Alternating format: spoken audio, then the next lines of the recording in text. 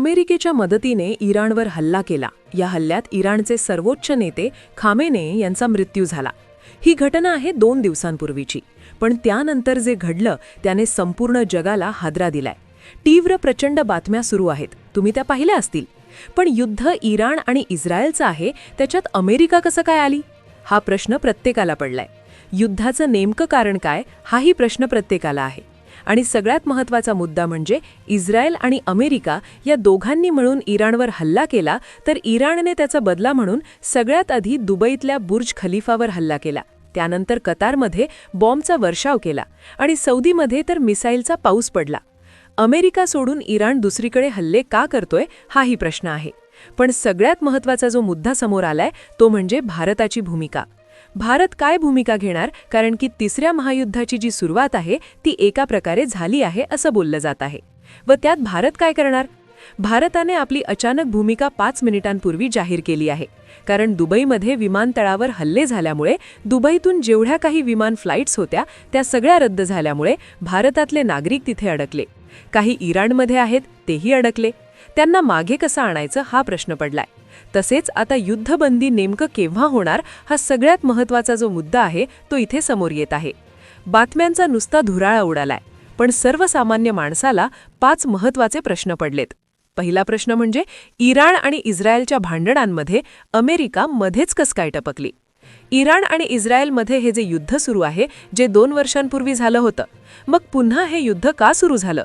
या युद्धामध्ये खरं कारण नेमकं काय आहे? कारण की बातम्यांमध्ये प्रॉपर कारण सांगितलं जात नाही. नेमकं कारण काय? हे देश इतके का भांडत आहेत? आणि त्यात इस्रायलला अमेरिका कसं काय पाठिंबा देत आहे? त्याचबरोबर तिसरा महत्त्वाचा प्रश्न सर्वसामान्य माणसाला पडला, तो म्हणजे इराण आज 5 देशांवर हल्ले का चढवत आहे? आसपासचे देश जे आहेत त्यांच्यावर हल्ले का चढवत आहे? आणि सगळ्यात महत्त्वाचा चौथा प्रश्न असा आहे की जर हे तिसरं महायुद्ध सुरू झालं तर भारताची भूमिका काय? कारण की भारताने 5 मिनिटांपूर्वीच आपली भूमिका जाहीर केली. याचा सर्वसामान्यांच्या खिशावर काय परिणाम होणार? आता तिथले जे सर्वोच्च नेते आहेत त्यांचा मृत्यू झाला आहे, तर त्यांच्या जागेवर कुणाला बसवलं गेलं? युद्ध कधी बंद होणार? हे कशा पद्धतीने बंद होणार? काय आहे या मागचे सगळे प्रश्न आपण घेणार आहोत. पहा, हे प्रत्येकाच्या जीवनाशी निगडीत आहे. दुसऱ्याच्या भूमीवर सुरू असलं तरी भारतावर त्याचे परिणाम जाणवायला लागले आहेत.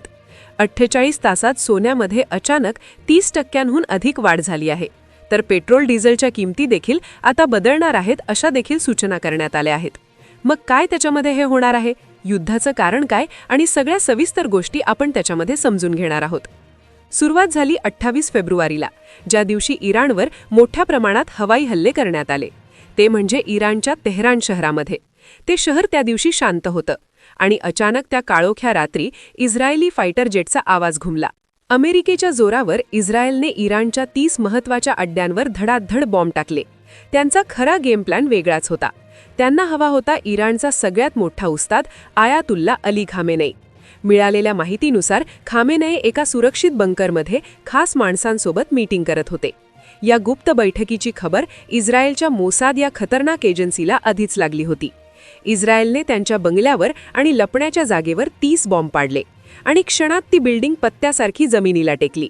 खामेनेई यांचा गेम ओव्हर झाला. त्यांच्यासोबत त्यांचे संरक्षण मंत्री आणि मोठे अधिकारी सुद्धा संपले.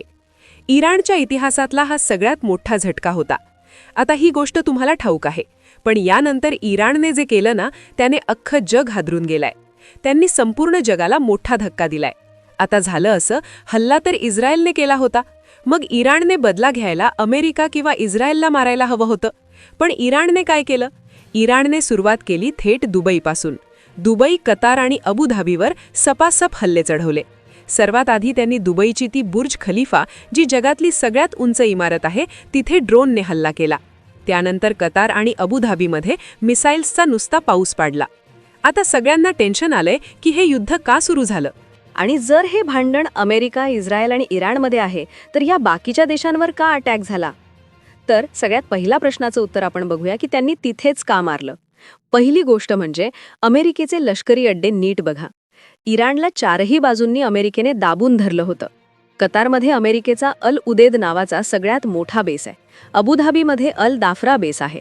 इराणचं म्हणणं आहे की अमेरिकेने याच अड्ड्यांचा वापर करून आमच्यावर बॉम्ब टाकले, म्हणूनच इराणने थेट अमेरिकेला हात न लावता या देशांना टार्गेट केलं. दुबईतल्या बुर्ज खलिफावर 2 ड्रोन धडकले. धुराचे लोट आकाशात दिसत होते. सगळीकडे घबराट पसरली. हे तुम्ही पाहिलं असेलच. आता इथपर्यंत सगळं क्लिअर झालंय. पण युद्ध नक्की सुरू का झालं? इस्रायल आणि इराण यांच्यात इतकं हाडवैर का आहे? कारण तुम्ही मागच्या वर्षी सुद्धा बघितलं असेल, हे युद्ध झालं होतं. याचं मूळ कारण काय आहे हे आपण आधी समजून घेऊया, आणि त्यानंतर भारताने काय भूमिका घेतलीय, भारत कोणाची बाजू घेणार, या महत्त्वाच्या मुद्द्यावर येऊया.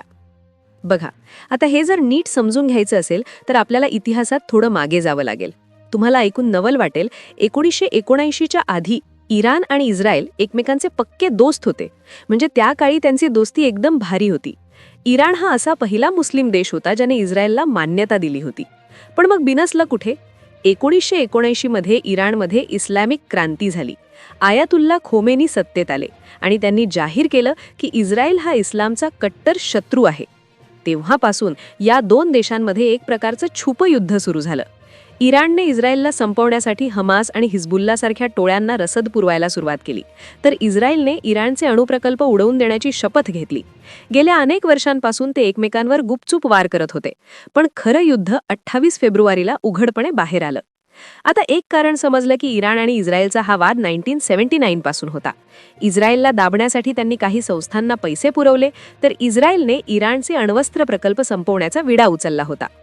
मग सगळ्यात महत्त्वाचा विषय म्हणजे भारताची परिस्थिती काय आहे? अमेरिकेने यात का उडी घेतली? भारताने नक्की काय केलंय? भारत आता कशी भूमिका घेणार हे सुद्धा जाहीर झालंय. मग आता अमेरिकेने का हस्तक्षेप केला हा मोठा प्रश्न आहे. याचं कारण आहे 2025 हे साल.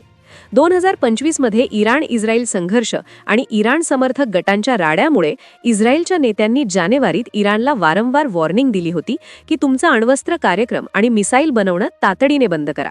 म्हणजे ते अणुबॉम्ब बनवत होते आणि ते बनवू नका असं बजावलं होतं. आणि त्यातच अमेरिकेने उडी घेतली. अमेरिकेने लास्ट डेट दिली होती, शेवटची तारीख सांगितली होती 28 फेब्रुवारी. जर तुम्ही 28 फेब्रुवारीपर्यंत तुमचा अण्वस्त्र कार्यक्रम थांबवला नाही, तुम्ही अणुबॉम्ब बनवणं बंद केलं नाही, तर आम्ही तुमच्यावर हल्ला करू. आणि अमेरिकेने ते करून दाखवलं. अमेरिकेने इराणची राजधानी तेहरानवर हल्ला केला आणि त्यामुळे अख्ख्या आशिया खंडात भीतीचं वातावरण पसरलंय. आता हा झाला विषय अमेरिकेच्या एंट्रीचा. आता भारताचा विषय काय? भारताची परिस्थिती सध्या इकडे आड आणि तिकडे विहीर अशी झालीय. कारण काय झालं की मागच्या आठवड्यात मोदीजी इस्रायलमध्ये होते. तिथे आपले मोठे संरक्षण करार झालेत. इस्रायल हा आपल्याला कठीण काळात मदत करणारा देश आहे. आणि दुसरीकडे इराणमधल्या एका बंदरात भारताने हजारो कोटी रुपये गुंतवलेत. आता जर भारताने एकाची जरी बाजू घेतली तर अमेरिका नाराज होईल आणि इस्रायलची घेतली तर इराणशी संबंध खराब होतील.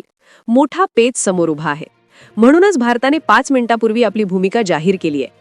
भारत म्हणालाय की आम्ही कोणाचीही बाजू घेणार नाही, आम्हाला फक्त शांतता हवी आहे. भारताने दोन्ही देशांना डोकं शांत ठेवण्याचं आवाहन केलंय. पडद्यामागे भारत आपल्या माणसांना तिथून बाहेर काढण्यासाठी जीवाचं रान करतोय. हीच आपली भूमिका आहे. आता मित्रांनो, खरी भीती इथेच आहे. आणि तुम्ही म्हणाल युद्ध तिथे होतंय, आपल्याला काय फरक पडतो? पण थांबा, गेल्या 48 तासात सोन्याचे भाव 30% वाढेत. विचार करा, जर हे युद्ध असं सुरू राहिलं तर सर्वसामान्य माणसाचं बजेट पूर्णपणे कोलमणार आहे. पेट्रोल डिझेलच्या किमती वाढल्या की भाजीपाल्यापासून ते प्रत्येक वस्तू महाग होणार. ही नुसती भीती नाही तर एक धोक्याची घंटा आहे. आणि सर्वात महत्त्वाचा प्रश्न, दुबईत अडकलेल्या त्या भारतीयांचं काय? तिथे विमानतळ बंद आहेत, फ्लाईट्स रद्द झाल्या आहेत, कित्येक मराठी कुटुंब तिथे अडकले आहेत. भारत सरकार त्यांना बाहेर काढण्यासाठी प्रयत्न करते, पण परिस्थिती इतकी गंभीर आहे की पलटी कधी होईल सांगता येत नाही. आता तुम्ही विचाराल, खोमेनी गेल्यानंतर इराण शांत बसेल का? तर त्याचं उत्तर आहे बिलकुल नाही. इराणमध्ये आता त्यांच्या जागी कोणाला बसवलं जाणार यावर लक्ष आहे. तिथल्या रिव्होल्युशनरी गार्ड्सनी आधीच इशारा दिला आहे की बदला अजून संपलेला नाही. पण हे लक्षात घ्या, मी जे सांगतोय ते एक शक्यता आहे. आंतरराष्ट्रीय राजकारणात बातम्या खूप वेगाने बदलतात. इराणमुळे दुबईत किंवा सौदीवर हल्ले का केले? कारण इराण माहिती आहे की अमेरिकेची आर्थिक नाडी त्या देशांमध्ये आहे. पण यामुळे मुस्लिम राष्ट्रांमध्ये सुद्धा आता 2 गट पडलेत. एका बाजूला इराण आणि दुसरीकडे सौदी UAE. हे चित्र तिसऱ्या महायुद्धाकडे झुकतंय का? हेच आता सगळ्यांना सतावतंय. भारताची भूमिका बघू किती चपखळ आहे. मोदीजींनी स्पष्ट केले की आम्हाला युद्ध नकोय, पण पडद्यामागे खूप काही घडते. आपल्याला इस्रायलचं तंत्रज्ञान हवंय आणि इराणचं तेल, चाबहार बंदर सुद्धा.